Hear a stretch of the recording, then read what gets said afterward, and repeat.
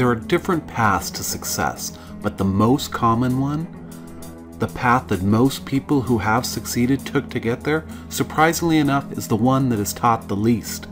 I will teach it to you by the end of this video. This is tragic because it means that many people who are near the path to success will not recognize it because they were never properly taught what it might look like. And many people who are currently on the path to success will step off of it because it doesn't feel like the path they've been told about. Why is this so?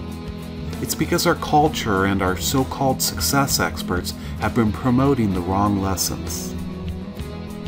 Think about the most popular success advice you usually hear. It goes something like this. To succeed, you must have a goal and you must believe wholeheartedly that you will achieve it. Or another variation, if you want to succeed, you must believe in yourself. This is a lie.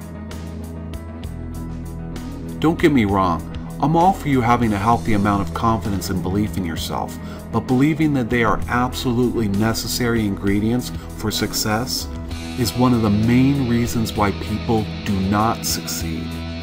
Let's take a look at some successful people and the path they took to get there. I saw a story about a guy once. He's a singer. Maybe you've heard of him. His name is Jon Bon Jovi. In the mid-80s, his band was working on an album. He didn't like one of the songs they were recording. He didn't believe it was any good. He seriously doubted it could succeed. His bandmates convinced him to release it anyway. That song was "Livin' on a Prayer." VH1 put it on their list of the 100 greatest songs of the 80s at number 1. Here's another story. It's not about a guy who makes music, it's about a guy who likes to critique music and use Botox and wear tight gray t-shirts. Yes, Simon Cowell. When he started filming American Idol, he didn't believe it would catch on in the US. He worried it would be canceled in no time. It became the highest rated television show in America by a mile for nearly an entire decade. Some of the greatest accomplishments the world has ever known, maybe most, were done by people who wrestled with self-doubt every step of the way. Climbing the wall of worry is the path to greatness. Perhaps Dustin Hoffman can drive this point home. Every day while filming The Graduate, he worried that he would be fired. Not only did I not think it was going to be a hit, I thought it would end up starring Robert Redford. It was a huge hit. It launched his career and he was nominated for an Oscar. On a later movie, 3 weeks into filming, even though Hoffman by now had an Oscar in his back pocket from Kramer vs. Kramer, he was so worried about his performance that he begged the director to replace him because this is the worst work of my life. Was that movie Ishtar? Nope. It was Rain Man. Dustin Hoffman won his second Academy Award for Best Actor. There is only one absolutely necessary ingredient for success. Are you ready for it? Here it is in only 2 words. Taking action. That's it. That's all. And the sooner you understand this very important concept, the greater your chances are that you will succeed. If you take action, you have a chance to succeed. If you don't take action, you have 0 chance. And remember, some of the most successful actions were taken by people who were not certain that their actions would be successful. They weren't sure if their book would succeed. They did it anyway. They weren't sure if their performance would succeed. They did it anyway. They weren't sure if their business would succeed. They did it anyway. They weren't sure if their idea would succeed. They did it anyway. You do not need to have 100% confidence that you will succeed. You can believe your chances of success are 73% or 42 or 17 or even 1%.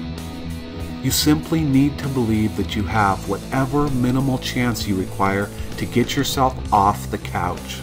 Thinking you need to wait until you have an idea you are extremely confident will work is what keeps people on the couch. Billions of potential endeavors which could have succeeded have died on that couch. Again, I'm not against having confidence. If you can muster some up, by all means, muster away.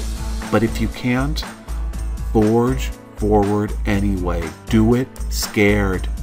That is what courage is. Being fearless is not being courageous. If you have no fear, you don't need courage. Being courageous is feeling the fear and doing it anyway. That is how most people succeed.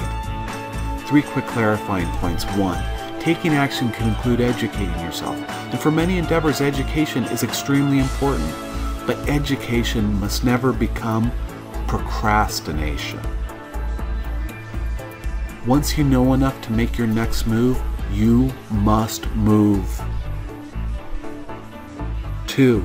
Although feeling confident is not required, in some situations, projecting confidence might be. Don't ever be unethical, but most of the time when it comes to projecting confidence, you can fake it until you make it.